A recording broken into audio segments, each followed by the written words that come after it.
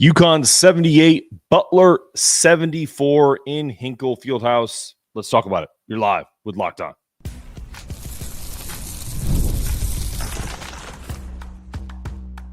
You are Locked On UConn, your daily podcast on the UConn Huskies, part of the Locked On Podcast Network, your team every day. Thanks for making Locked On UConn your first listen every day. Special live edition. We are free and available wherever you get your podcasts and on YouTube. Part of the Locked On Podcast Network, your team every day. Before we dive into today's show, I want to thank everyone for subscribing, downloading. The show's growth is crazy right now, and we have to thank everyone that's being a part of it. So we're proud to say we're the only daily content that brings you UConn men's and women's basketball, the basketball capital of the world, and we're thrilled to bring you the coverage you deserve. To show that gratitude, we're giving back. We're donating 10% of our revenue to Husky Ticket Project, helping send underserved kids to games to watch this incredible basketball program. We're also making monthly donations to Bleeding Blue for Good, supporting NIL initiatives that make a difference. If you're enjoying the show, take a moment to subscribe, follow, leave a review wherever you listen, Spotify, Apple, wherever. Thanks again for making Locked On UConn your first listen every day. All right, wow, guys, listen. UConn pulled off a hard-fought 78-74 victory against Butler, a team they've never lost to out of conference or when they've been in the Big East together, showcasing their resilience in the face of a really tough road environment at Hinkle Fieldhouse.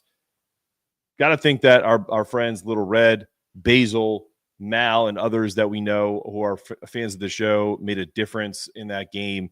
The Huskies shot an impressive just under 46% from three-point range compared to Butler's 33%, which when we talked about the preview, when we had Seth Greenberg on and others, Butler was a three-point specialist type team in their offense. And it felt like UConn had a concerted effort to get them off the line.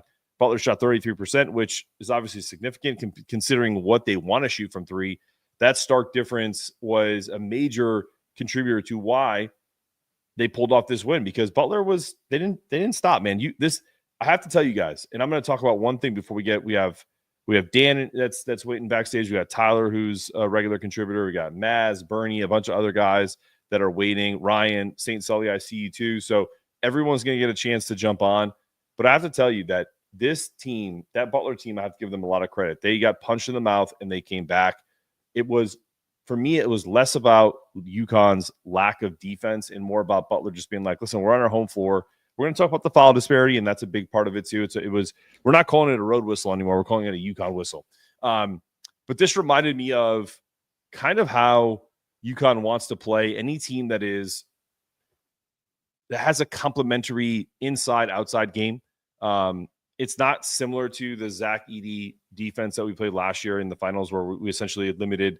I think Purdue only made 2 threes in that game, and they essentially were fine with Zach Edey going one-on-one against Klingon and anybody else, because how you become bulletproof in this strategy is you shoot the ball well, 46% from three, and you just limit everybody else from going off. So I think UConn's ability to stay disciplined for the most part, it wasn't perfect, forced Butler into less efficient shots while hitting some big ones of their own, and proved to be the actual difference in the game. Before we get to some callers, that whistle didn't favor UConn at all. And it shouldn't on the road. And I'm going to say that. Like, I don't think UConn should have got the benefit of the doubt on some fouls. But if it's 20-10, because that's what it was. Like, don't look at the end result, which was 20-13. 3 of those fouls were on takes. I think 4 actually, to get UConn to the foul line so they can extend the game. So despite that adversity, UConn prevails 2-0 in the Big East going on break. And let's bring in kind of the triumvirate lately. Let's get Dan in here. Let's get Tyler. What's up, boys? How we doing? Good, man. What'd you guys think? Tyler first. We've been texting back and forth, then I'm going to go Dan.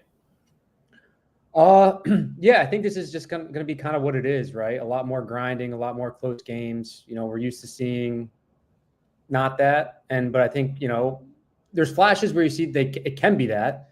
And I thought the first half, that was like the best half they played start to finish. A lot of that, just shot making. They hit their shots and they looked good doing it. The offense was flowing. But kind of like what you just said, Butler showed resolve. It's their home court, so you gotta give them credit. It was a hard-fought battle. It seems at times that like UConn kind of steps off the gas, or they're just like, there's these moments on offense where they're just not clicking, they're not making the right reads. But we got the W, and I think and Alex came up big, hitting those 2 big threes at the end. It's the most aggressive we saw Aiden all year. He looked confident getting to the rim, like finding his shot. Liam came up big. Solo needs to attack more. He's just settling for jumpers. I feel like he needs to be a weapon like Liam. Like he's quick enough, he's athletic enough. He needs to be a facilitator off the dribble, get to the rim, get fouls. And the fouls in general, fouls on defense, that's bad whistle, but this has been a theme all year. They lost at the free throw line by 10 points. And there was they shot 12 more free throws. So that's roughly 6 more possessions. If you can cut that down and force them to make shots, great. You're not going to just wipe those 10 points off the board, right? But if you force them to play, if they only shoot 40%, that's only 4 points, right? Versus 10 points. What I will say though, Tyler, is it's a double-edged sword. And then I'm going to go to Dan. Is look, if you're Dan Hurley and you see, and they'll look at this, and if I'm wrong, if I'm 100% wrong, and they slap people and there's legit fouls, then I'm fine. But there are plenty of fouls that are 50-50 that it's because it's on the road, it goes your opposite direction. What Dan Hurley wants and what we all know he wants is them to be aggressive and contest with, not with reckless abandon, but with some aggression. So you could take the last part of the game when Solo Ball, who didn't have a great game today, the guy jumped into him and he's doing this and backing away. His momentum is literally taking him away from the basket. And they called a foul, which could have been an and one that would have made it a 1-possession game. So at some point, you kind of have to. Always call out refs when they're bad. I haven't done that in about 6 games. I've called specific certain circumstances like the Xavier game. But today, I felt was decidedly on the Butler side, because if UConn gets a fair whistle in this game and it's 12-10, they win that game. They probably cover. I don't care. I've actually bet Butler plus 9.5. Because I knew this game was going to be close. But my point is I think UConn wins that game by about 12 or 14 points if they play a neutral type whistle. If that's a tournament game and that's in Memphis somewhere or somewhere on the East Coast in Raleigh, that's a UConn win by double digits. Because it's in Hinkle, that's why that game was so close. So I don't disagree, but I think there's also several moments where it's all right, don't reach, don't do that. That push in the back by Ross, that's going to get called every time. Yep, I agree with that. I didn't see the Terrace call that fouled him out. Garbage. Alex was noticeably, annoyed. You see, it looked like Alex went up to Terrace and was saying something to him, come on, man. But it might have been lazy, but a lot of it is too, you just I want refs to interject less and more right. And I know that's the UConn fan in me and how I cover this and everything like that. But bottom line is, man, no one wants to see free throw shooting. I went to the North Carolina State 4A championships last night, and I'm going with my friend who is a Duke fan. Don't laugh, but he's also a big NBA fan. And he was one of the reasons why he feels the NBA product has dropped is because he feels as if it's a good product for stretches of the game, but at the end of the game, if it's close, it just becomes a free throw shooting contest because they just call an enormous amount of fouls. And that's my biggest issue is I want them to celebrate physical basketball. It's the Big East. I get it. That's my issue. That's all that's my only issue. All right, let's get Dan in here. What you got, man? What were your impressions? Yes, you guys covered a lot of it. I think the story of this game can be told in the box score. It's pretty obvious. UConn wins the game on paper. Both teams shoot about 45% from the field. UConn has one of their better 3-point games of the season. They go 46% from 3. They hit their free throws again tonight, over 80%. Rebounding battle was even. This is the one thing that against UConn's bigs. Samson Johnson, he does so many things well. He goes another game without missing from the field. He has not missed more than 1 shot in a game since the first game of the season at home against Sacred Heart. He's leading the nation in field goal percentage. No more Samson slander at all is allowed on this podcast. I want a shirt. No Samson slander. Let's go. There you go. Coming. So yeah, even on the rebound battle, UConn wins the assist battle. No surprise there. another 5 steals, 3 blocks. So this was Butler's a team that doesn't block a whole lot of shots. I think this might have been the only game this season where UConn's opponent has more blocks than they do. But the free throws, Butler shot 28 free throws to UConn 16.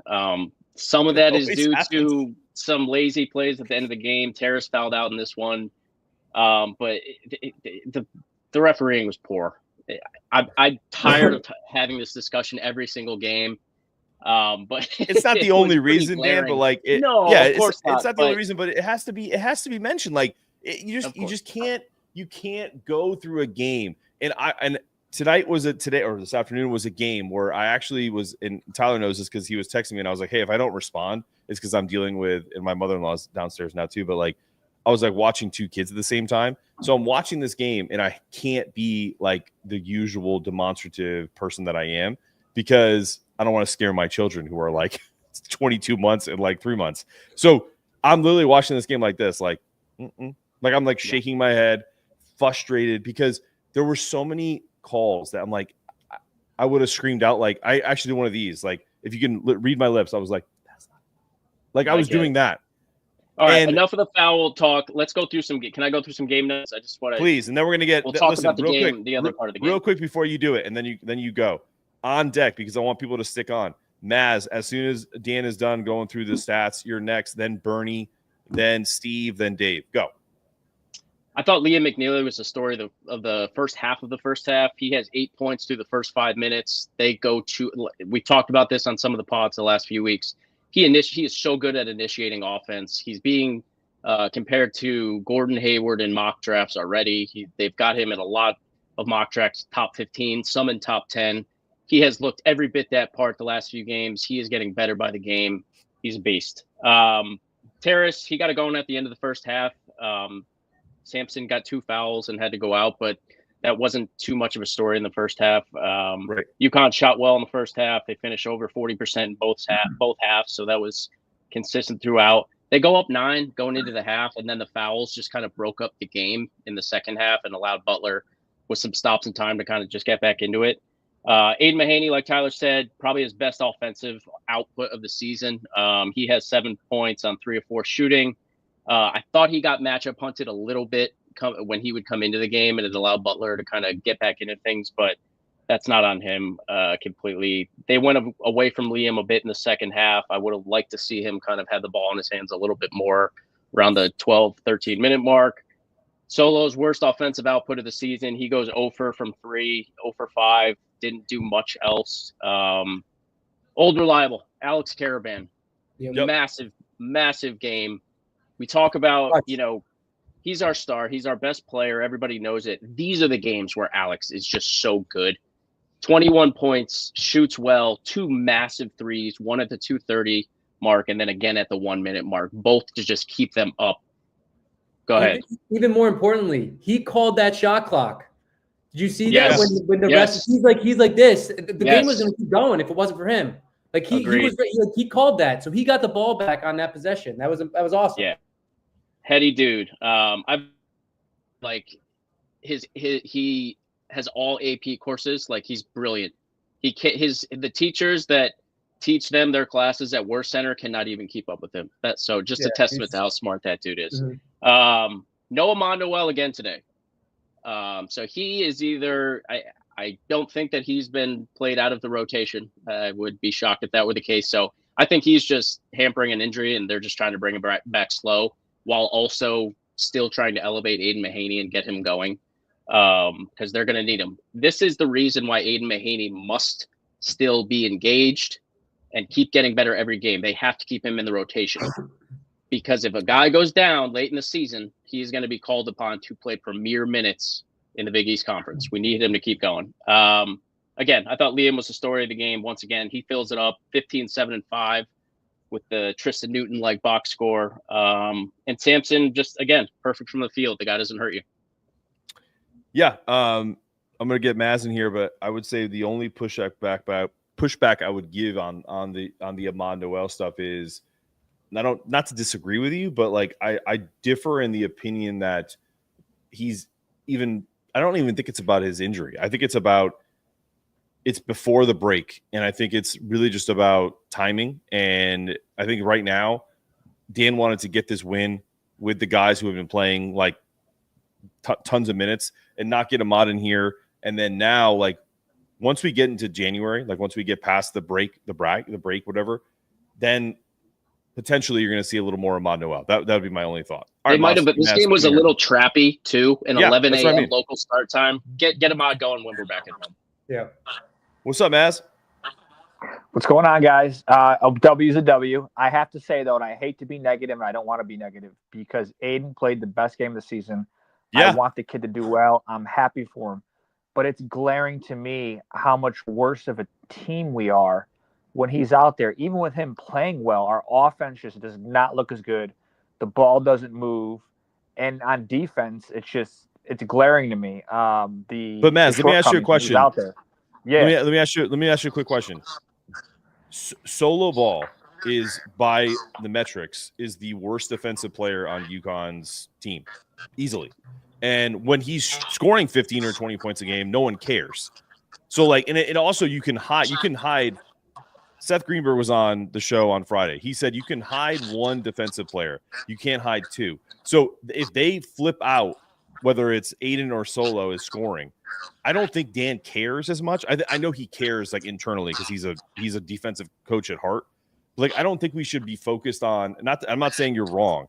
I just don't think it matters as much. Like this game was a win, and I think it's a win because of our offensive efficiency, and we did enough on defense. Like you don't need to have.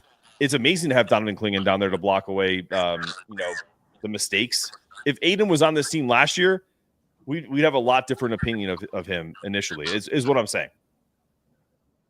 Yeah, I would love to check out. I know they don't. I actually texted Dan Meehan during the game about plus minus, which I don't track in college. I'd be very interested to see what his plus minus is when he's out there. I don't know why ESPN I don't know. Any of the big websites don't, but it frustrates me too. But a win's a win, so we'll take it, and we'll keep this good energy going forward. I think it's a great point. But you're right. It's a great point. Go ahead, Tyler. You can look at Evan Mia has player ratings, which would encapsulate. I was just looking at him. Yeah. Solo is the second best offensive rated player on the team. He's the worst defensive player. Yeah, I coming into the season, I thought he was, because he possesses the athleticism. I thought he was going to be one of our better defenders, and that hasn't proven to be true. A lot of times, defense is just effort. And Hurley called him out, a few weeks ago. He said Solo needs to be a better defender, and he does. And I think he's just settling for jumpers. He has much more in his arsenal than that.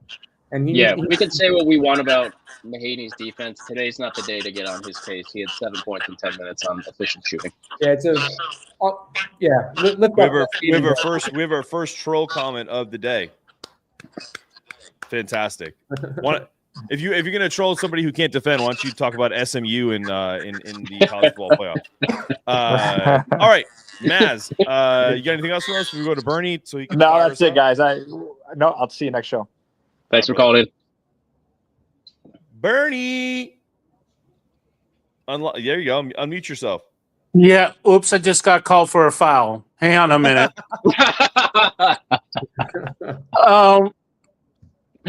Okay, yeah, it's a win. It's a win. I will say it's a win.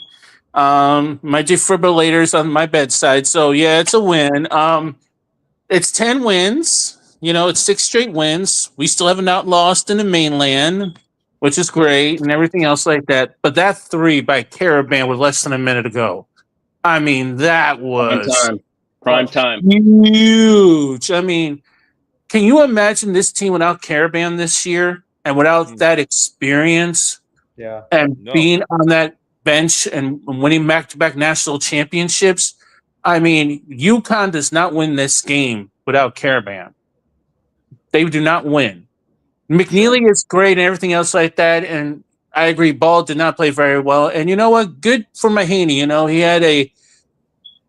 He had a good game. It's just, as a UConn fan, it's always painful. Now it's becoming even more painful now this season is that we have been so lucky the last 2 seasons with this team and how good they were the last 2 years that this year now we're going through the pain and the trials of this team. Like, oh my God, are they going to win a blowout game anytime soon? Because the last few games have been really. I mean, that Xavier game, literally. Bernie, you know what it is? Honestly, what? You know what it is, Bernie? It's because I feel like you're at least my age, if not a little older. Like, I think I'm 51. All right, perfect. So you're 8 years older than me. You know what this is? Okay, thank you for making me feel older. You sound 25 to me, Bernie. You sound 22. Happy 21st birthday. No, the reason why I love your comment is because the last few years, if you're a young UConn fan, it's like inevitable that we win the game. Right. Even last year when that team was 37-3, every NCAA tournament game felt like 1989-90 Elite Eight versus Duke. Oh my God! Don't remind me of that. Don't remind me of that. But that's the UConn early fans DNA because we couldn't get over the hump. So even with all the titles and all the arrogance that we've shown over the last few years, there's always still a part of me that's like, listen, you talk about your defibrillator. This is my blood pressure machine in my office right here. Okay. Well, it's like this. You brought up that I saw that game. Legit.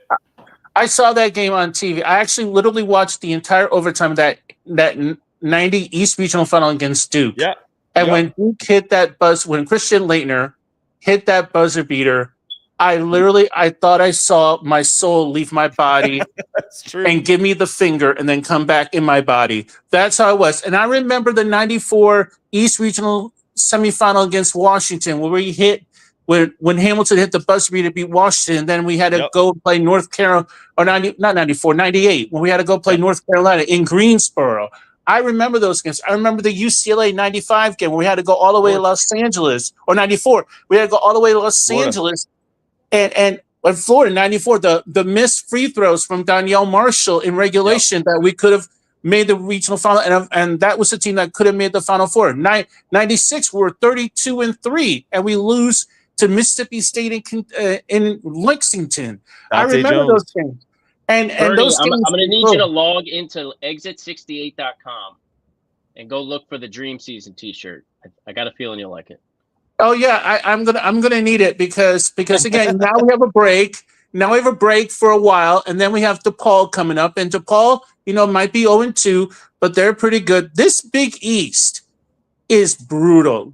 That Providence St. John's game yesterday was epic. And that buzzer beater, I mean, the Big East is good this year. It's wide open. I'm a UConn fan, and listen, as a UConn fan, it's open. Anybody can win the Big East this year. Xavier almost beat Marquette today, and Memphis got blown out by Mississippi State. Yeah, to that point, Marquette beat Xavier by 2. They almost lost that game at the end. Yeah, Marquette was up 18, and then Xavier came back. So anybody can beat anybody. Gentlemen, it has always been a pleasure to talk to you guys, and I'm going to rest my voice and not scream anymore because I was screaming a lot. I scared my mom again. I'm going to just rest my voice, and I hope you all have a wonderful holiday, a fantastic new year, and I'll see you on January 1st for DePaul. Is that on FS1 or on Peacock? It's not on Peacock. I think. You know what? Peacock, let me tell you something. Peacock does a very good job of college basketball. That one's a very good job. So thumbs up to them. I may have made fun of them, but they're good. So happy holidays, guys. Hope you get all the presents you need. And for the referees, you all get a lump of coal. Have a great day, guys. All right, brother. Appreciate you. If you're like Bernie and you want to know where that game is, it's on CBS Sportsnet. Before we go to Steve, we're going to take a break and talk about our friends at Rocket Money. So Tyler and Dan, mute your mics so we can give these guys their due.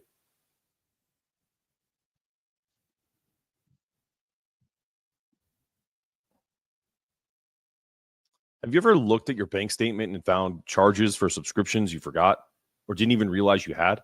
I know I have. And that's where Rocket Money came to the rescue. It's like having your own personal finance assistant. Rocket Money found these sneaky subscriptions and canceled them for me in just a few taps. Rocket Money isn't just about canceling subscriptions. It's a personal finance app that helps you take control of your money. Whether it's finding and canceling unwanted subscriptions, monitoring your spending, or even lowering your bills, Rocket Money brings everything together in one great place.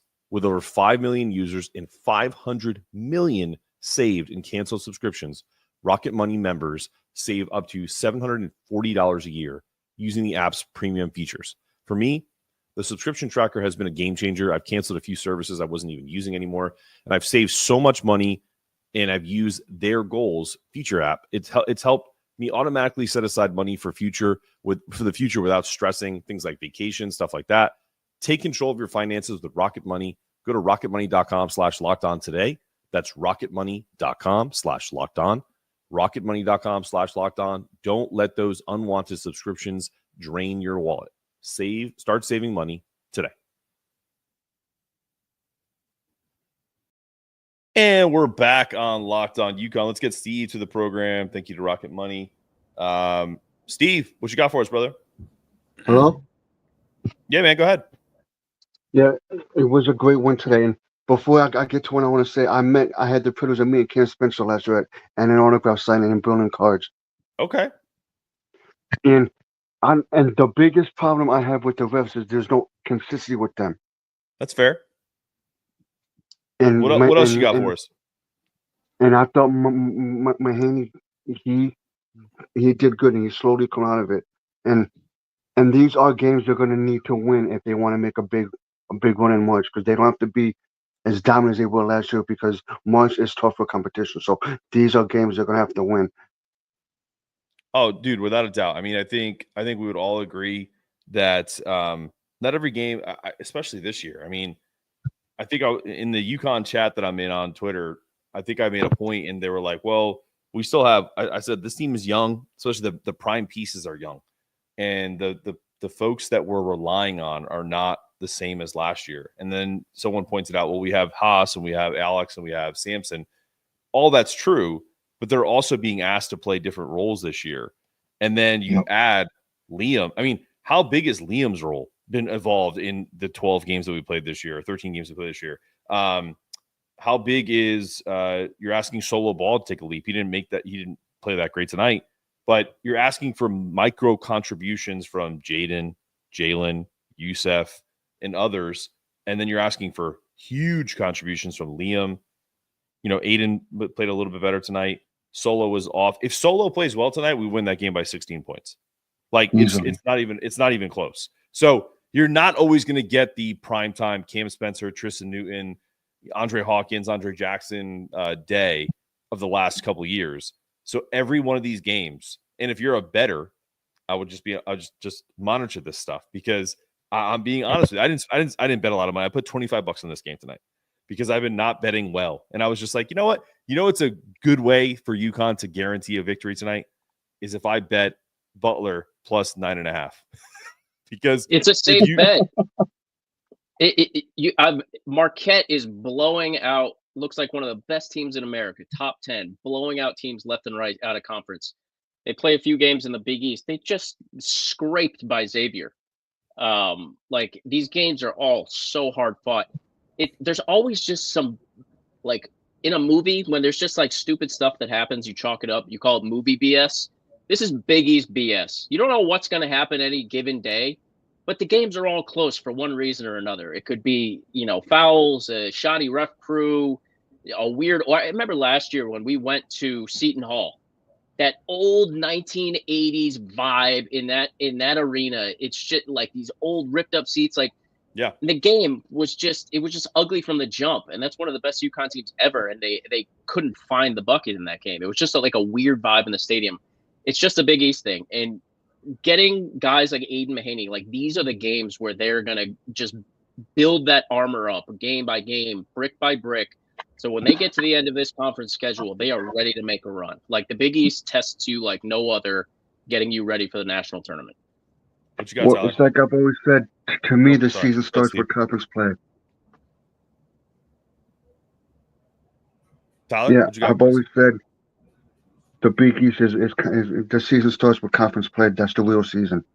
Yeah, it's like the second part of the season. Like, you're really going to find out who you are and build up your armor playing against the in these big high leverage games. Like, you saw them earn it today. Steve, you got anything else for us before we go to Tyler? Yeah, one more thing before I go in. Yes, and I agree with you guys. Sampson has definitely showed that he's a lot better than people give him credit for. Oh my God, without a doubt. Love that dude. All right, brother. We'll Thanks, talk to you Steve. soon. All right, take care. Thanks, Steve. Appreciate you, man. Happy holidays. Tyler, give us some thoughts. Well, the one thing I just noticed we haven't talked about yet is Stewie's minutes were cut significantly today. I wonder why that was. Just wasn't his day, or maybe matchups. But yeah, he only played 6 minutes. Yep. It's all matchup based. Like Yeah. game to game, the lineups and the rotations are all going to look different. Yeah. And that's not like, don't try to like read too much into that. This is the best scouting crew in America. I don't need to tell you guys. You know that. Yeah. Every game plan is going to be different. This one, they're traveling on the road to. It's an 11 game weird start time at Butler on the road. Couple. Yeah, we don't even know. Like, I mean, it's all speculation. It could be like, for all we know, Jay Stu could have had like some bad linguine last night, and he was just like, I don't feel that good. Like, you know what I mean? Like, I don't know. Like, it doesn't matter. Like, I think, but it's worth pointing out because he has been really good. Yeah, I mean, do you have thoughts? Like, do you feel like there was a reason? No, I don't know. I felt since Maui, his minutes have been great. In Maui, he was one of the bright spots, I thought. He plays similar role to Alex. Alex is, if the game's tight, Alex is getting 35 plus minutes. So there's that. Right. He's also kind of splitting minutes with Liam, like, because Ross is coming in for Solo. So like he's kind of splitting, his minutes tend to be split with Solo. So like, yeah, I think it's just kind of he's stuck in a log jam at the position where they're kind of the deepest. So they're wing heavy. That's the tough part. Like all these guys are. You put a good word on it, log jam. Like there's like. When people ask me, like, they'll put like a YouTube comment. It's like, why isn't Isaiah Abraham playing? I'm like, who's he going to play over? Yeah. You know what I mean? Like, these are the things. Like, when you come to a school like UConn, you come because you want the competition. But when the competition is beating you out consistently and then they want to, use a more experienced person, I mean, it's kind of hard to complain about it. Not you're saying you are, but I'm just saying, like, those people who comment in my mentions, it's like, so? Like, if and here's the thing, and I'm never putting this energy out there, but I also have to kind of comment on it. It's like if a player comes to UConn and they're not happy because of their playing time, it's because of them. It's not anything that Dan Hurley is holding against them, like personally. Like they will always play the best players.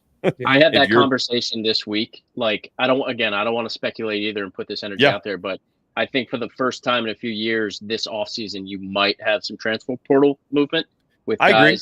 There's a logjam at wing, and with this star-studded class coming in next year, I think 3 or 4 of those guys might be starting next year, coming in into that freshman class next season.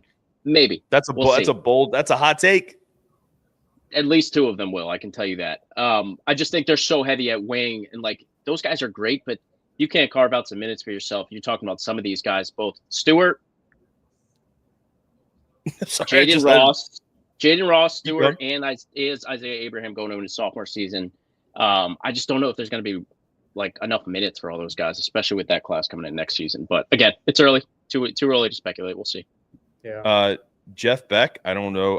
I don't remember you being like a regular contributor to the show here in terms of like comments, but I don't think this was disappointing. Like, are you like upset about something like outside of UConn that's clouded your thought process? I'm curious because Dan, I'm gonna go Everybody's to bored.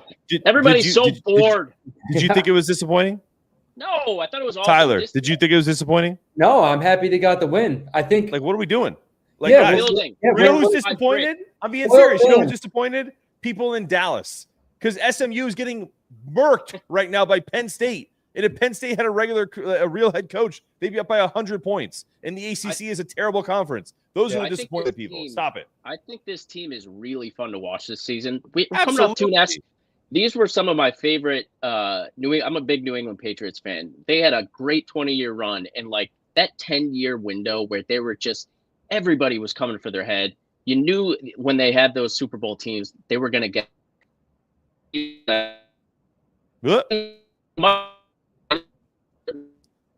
What's happening? I think Dan. Hold on, Dan.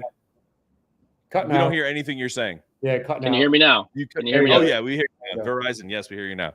I was just saying, I'm a big Pats fan. I liken the last 2 years of UConn seasons to kind of the great 10, 15-year run that the Pats had. Everybody came for their head nightly. It was awesome. And then we got a little bored because you're going 14-2 every other season. Everyone expects, like the comment just said, this UConn team to win by 20. It's not going to happen that way this year. Yeah. Sit back, enjoy the ride. They are building every single game, brick by brick. By the end of the season, this team will be in a better place. Enjoy the ride. It's not the result. It's the journey. Yeah. My guy, little bull, Chiefs, I before E except after C. Remember, I before E except after C. But I get the sentiment. Go ahead, Tyler. Yeah, no, it's the development. It's the growth. Hurley has said this repeatedly. You have to have grace and patience and know when to push their players and when not to. And, way back during the bye games, it was the turnovers. Their turnovers, they're one of the lowest turnover, like top 30 in turnovers in the country. The latest thing has been the fouls. This is something that they need to get control over, and they will. And so this is something we just need to monitor and see this growth. And I think we're going to see larger wins once they can do that, get the fouls under control. You look around this landscape. One last comment, and I'll let you go. Yeah, no. The landscape of the Big East. I don't know if anyone, like Bernie said, watched that Providence St. John's game last night. It was an absolute slugfest. Providence kind of blew it late. I think they're the inferior team. I think St. John's just has more dudes, and they're the better team. But it's going to be like that every night. This is going to be a really fun conference slate. Just gear up. It's going to be a good one. Yeah, they're going to have some big wins when they get a softer team at home and they're hot from three, and they'll have their 15, 20-point wins. Well, I agree. Like all those, the top 7, 8 teams in the Big East is going to be a grind. All right, guys. Before I have a quick announcement, and then we're going to take one more break for Game Time here, one of our sponsors, and then we'll do like another 10 more minutes, and then we'll call it. See if anyone wants to jump on. But I have to tell you, Dan knows this. I think Tyler knows this to a certain extent. The show over the last, say, 14 days has really skyrocketed in terms of our presence on the top charts in the country in terms of top 100 basketball. Right now, we are just dominating competition. I'm channeling my inner Dan Hurley. Today alone, on a Saturday, December 21st, we have 23,166 downloads of the podcast as of right now. And if I refresh, maybe it's gone up more. Let's find out. No, about the same. We've also had stays on gas. Yep, exactly. We've also had 6,000 unique visitors to the podcast over the last 2 weeks in terms of who's downloading. And it's all about you guys that are in the chat, and it's all about the guys that are in this screen right now that are grinding and putting out content and really helping me along the way. This is not a solo operation, and we're going to keep adding to it. We're going to keep adding contributors, and I really want to put this out there because there's a side project, and I can't talk about what it is because that would be against Locked On. But what I will tell you is that if you're interested in being a part of this growing UConn content movement that's Locked On related and other things, then reach out to me. You can email me at lockedonucon@gmail.com, and we can have a conversation of what you want to contribute to the show and how you can do it. And it's just been really cool to see, and it's like coming at a great time right around Christmas. It's like it's all good vibes. So really appreciate Tyler, really appreciate Dan, and let's take a quick break, and then we will come back and close out the show.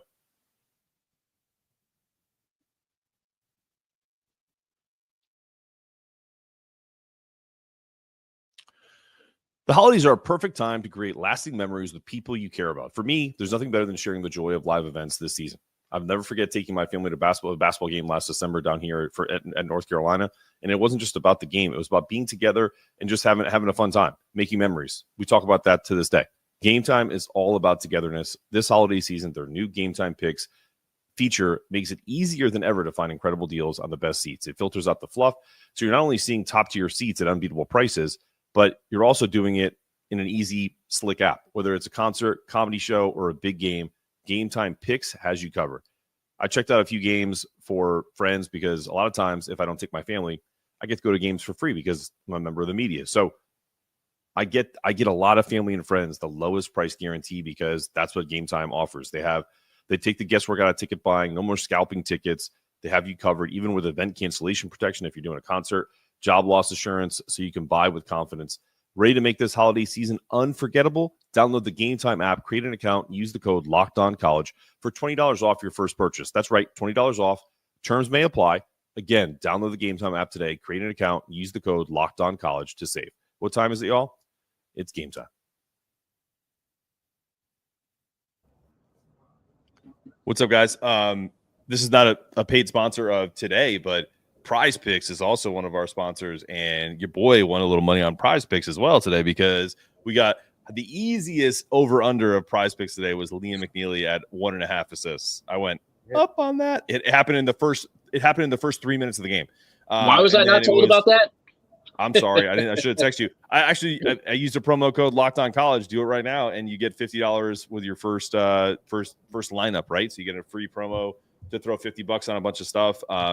I did Alex at over 16.5 points, and I believe the other one was I can't think of the other one. I'll have to look it up. But it was a 3-pack. I think I put 25 to win like 100. So yeah, it's a Prize Picks is like the easiest thing to use ever. And the app is like visually easy. Like you can literally just it's like there's no like messing up your picks. Like it's just they've got a great user more or interface. less.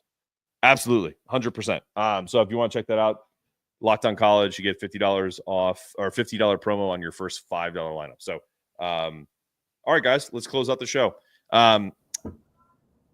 Couple things I remember about this game. Number one, I texted Tyler at one point during the game, and I said, "Did you see that Aiden off the ball, creating plays?" And I still think there's a way for him to be unlocked because Butler guards are not small. Like those dudes are jacked. Like they may not be 6'6", but those guys are physical. And I felt incredibly encouraged by Aiden's, whatever he played. I don't have the box score in front of me. I think it was 10 minutes. What was it? 10 minutes. Okay. And I think I said that in the piece that I wrote a couple days ago, where it's like, if you're giving him 4, 8, 10 minutes, it's got to be off ball. Like you can have him dribble it up. Anyone can dribble up the floor on Alex does it. Liam does it. Who cares? But in the flow of offense, he shouldn't be initiating offense. He should be getting off of screens, having guys on his hip. And when he did that, he looked pretty effective. He had a good floater in the lane too, off a pick. Yes, he didn't roll it to Sampson, but that was he had kind of like an RPO option good read on that one. Yeah, great read, nice floater in the lane. I thought Hassan was awesome on defense today. Plays 32 minutes, 50% from the field, 2 of 3 from 3, makes both of the free throws. 3 steals and a block. He did a little bit of everything. He's like kind of old reliable. So even when Hassan might have a less than stellar shooting game, he is engaged on every single defensive possession. What you got, Tyler? I'm going to get Justin in here in a second. Go ahead. Yeah, no, I don't think I have much more to add. I think, what we're looking forward to in the next few games is just getting the fouls under control. That seems to be like the primary issue at the forefront. And then, we'll have to listen to what Dan Hurley says. So we'll listen to the post game and see what he thinks. And I'm looking forward to that. I always watch it the next day. I never want to take away from my own thoughts. And then on Sunday, Sunday, I'll listen to it in the morning and then I'll formulate thoughts for Monday's show and stuff like that. The answers to absolutely. All right, something to keep in mind going forward. Give me 1 second. Something to keep in mind as we. Hey, calling in from Los Angeles, Justin. What you got for us? Big Michigan State fan here. Don't lose to FAU today. I'm loving the fight out of this team. Hard fought battle again. Like Dan, we've talked about it. Sampson's looking better out there, coming in the clutch. I just, this will get us ready for March. Games like these, trap games. 11 a.m. start, all that stuff. Yeah, baby. This is what you get ready for March, right, Dan? That's right. Justin is a very well-known troll when it comes to sports. He's definitely trolling right now. So I appreciate you slipping this through. Just don't lose to Florida Atlantic today. Are you a Michigan State guy? I love it. I love when other people come on the show. Big Tom Izzo guy, big Michigan football Dan has guy. Left the invite open for friends. Rob was on. Absolutely. I just wanted to join the party. Justin, are you taller than Tom Izzo, or are you the same height? Well, I'm taller. Okay. I think I'm taller. I don't know what his size. So you're like 5'5"? Up close and I'm definitely taller. He's like 5'2". I know. Trust me, I know. Listen, happy holidays. Go Huskies. Go Spartans. I'll see you later, Dan. Thanks for calling in, bud. What up, Sam? Sam, you're on. No? Sam! Going once. Going twice. Oh, sold. The Grinch. Something to keep in mind. I'm just looking at the schedule going forward here. A little bit of lapse in days between games. This is going to be the biggest time off that UConn has going forward the rest of the season. Next game, we're at DePaul on New Year's Day. Then we are at home against Providence. That game is going to be raucous at Gamble Pavilion. That is like my favorite part of the Big East schedule coming up. We've got Providence at home. We're at Nova, at Georgetown, and then we've got Creighton at home against Gamble. But this next game, January 1st, 4 days off in between, January 5th. But we got almost a week and a half in between games from now to DePaul. So if you have some stuff that you want to build on and practice back on campus, I know these guys are probably going home for some days, but these next few weeks are going to be important to kind of just continue growing and build and try to find some things in practice. Tyler, did you see, even before we had the Seth Greenberg interview on Friday? And by the way, I'm going to on live Locked On, I'm going to publicly apologize to Seth Greenberg. We had technical difficulties initially. We were supposed to start at 10:30, and I'm telling you guys, because you guys have both worked with me, more so Dan on like a recorded podcast, where sometimes I'll text Dan and be like, hey man, I need like 10 minutes. This was not the case. I had the rundown ready. I had like stats and questions ready for him. And I'm sitting there backstage at like 10:15, like doing whatever. And I'm ready to rock. So 10:30 hits and I have like a green room button and I don't see him hit. And I'm like, all right. I sent him an email with an outline, like potential questions, the whole thing, just so he's prepared. And so this is obviously inside baseball, but we have time. And so I essentially email him and I'm like, hey man, is the link working? If not, I'll send it again. And he's like, I'm here. And I'm not like available.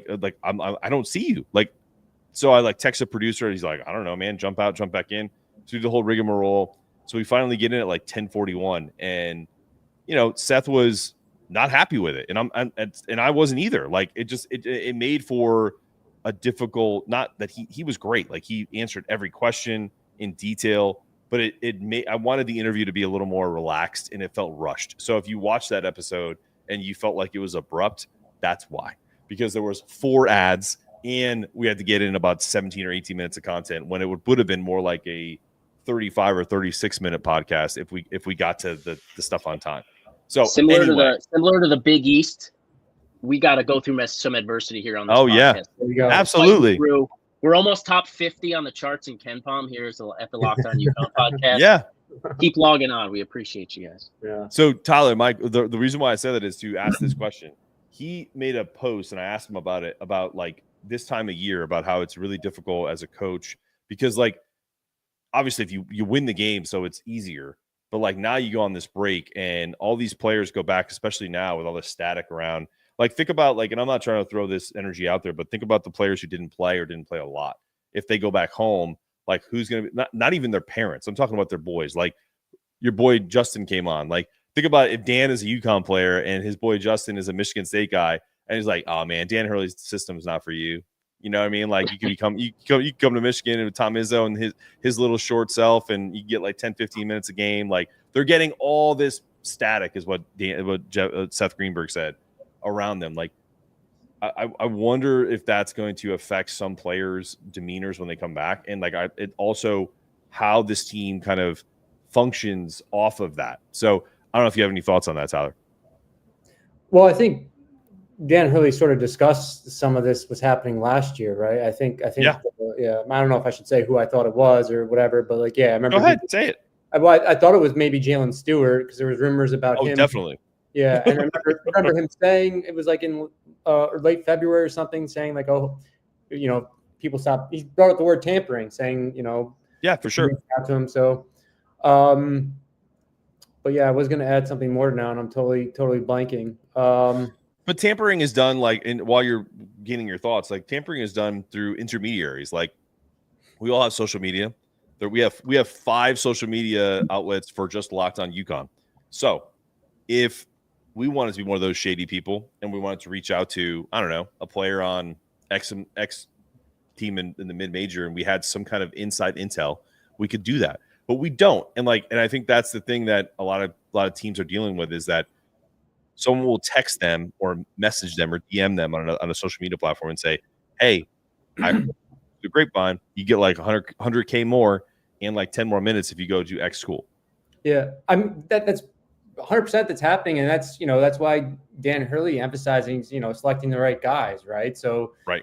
The thought is, that Hurley selected these guys. He knows the type of guys he's getting involved with, and guys are going to transfer, right? That's going to happen, right? Especially when you're not always. If we don't win the national title this year, it becomes much easier to transfer, right? Winning solves all issues. So if there's a step back, then yeah, there probably will be some, transfer attrition or whatever you want to call it. But yeah, I don't know how guys will feel. I think, I don't know.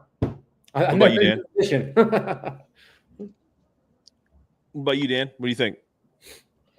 Yeah, I mean, they're growing by the day. I really like where they're at. I think 6 wins in a row now coming out of Maui. One of a few teams with 10 total wins in the country.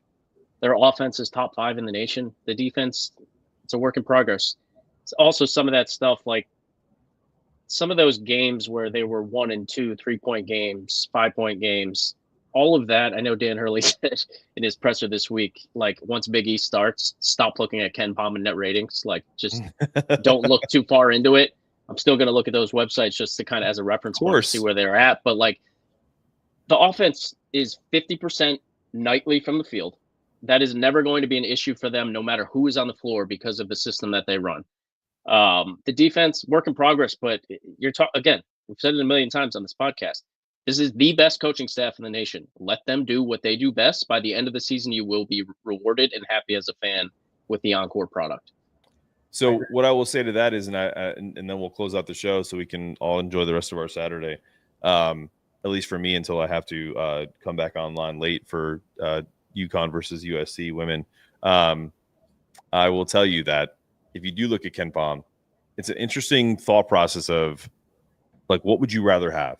Like, and I'm not doing this because I know the guy, but my boy at Cincinnati, Wes Miller, he's got his team playing really well. They lost a tough game to Villanova on the road, but that's it.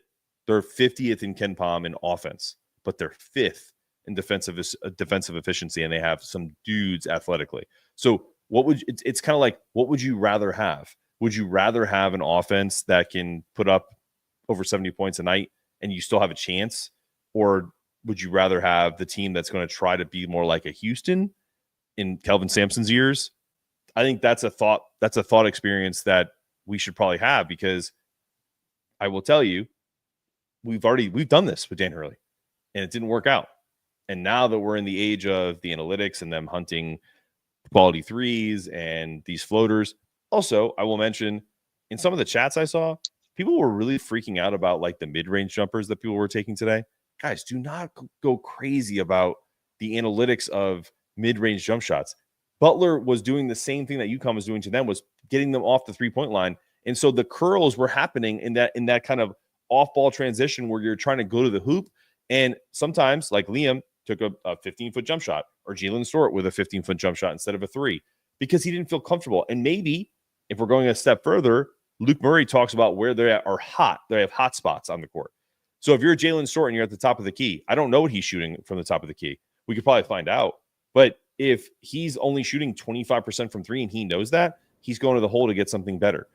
These are things that you have to understand. If you're going to critique them, like come with it, like with and I'm not saying I'm an expert on all this stuff, but that's something I understand. And I take away the criticism if I'm like, why didn't he shoot? He was wide open. Sometimes I do have that check where I'm like, well, maybe they tell him like, you're not a corner 3 guy. Okay. They do. I can promise you. I know that they do, but I'm saying like in my head, if he passes, whoever it is, if they pass that shot up, like Alex Karaman doesn't take every wide open shot he gets. And there's a reason why. You can. Tyler. Go ahead, no, Tyler. No. So what I was going to say is like, getting upset from them taking a mid-range jumper, you're taking all context away, right? It's like you have your hot spots. You're going to design your offense to get to those hot spots. That doesn't mean if you get a bunny at the elbow, you're not going to take it. It's just you're not going to design your offense to get that. So that doesn't mean it's a bad shot if you get an open shot at the elbow. But like, I think it's something that I'd actually like to see them doing more of. Because of their lack of size at the guard position, they're naturally going to be a more perimeter-oriented team. Last 2 years, we had Tristan Newton, who could get to anywhere on the court that he wanted to because he was 6'5". Cam Spencer, 6'4". He got into the lane. He used his body really well. He would shoot those mid-range floaters and jumpers, get around his guy. Defender can't get back around him. Easy jumper for 2. This personnel at the guard position is probably going to be able to just physically do less of that because of the size difference. But if they are finding those spots on the floor where they're getting to, through pick and roll, or give and goes, DHOs, take it. Without a doubt. All right, guys, let's shut her down. This has been another episode of Locked On UConn. I appreciate Dan. I appreciate Tyler. Guys, a win's a win. Go enjoy your Christmas. Whatever you celebrate, happy holidays. We love you all. Not all of you. Some of you guys are trolls, but for the most part, we love, I would say like 95% of you guys, we love you. This has been another episode of Locked On UConn. Go Huskies. Stay locked in. Don't mess around.